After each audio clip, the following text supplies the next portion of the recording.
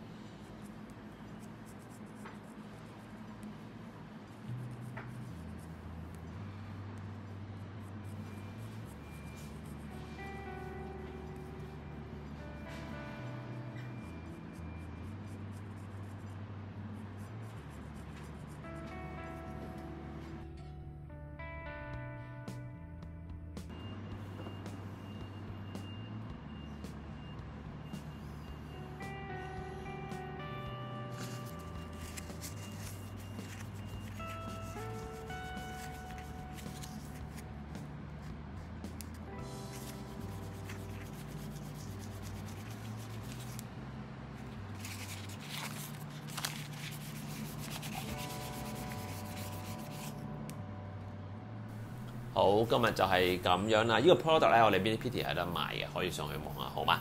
有咩想講，請喺下邊留言，所有都係盡量回答。Enjoy art。感謝大家收看，記得 like share 條片 ，subscribe YouTube channel。逢星期二6晚有新片，星期4 9點半到10點鐘直播。記得 follow Facebook 同 IG 我教嘅畫班去全本書.com 畫在點 Minipity.com。拜拜。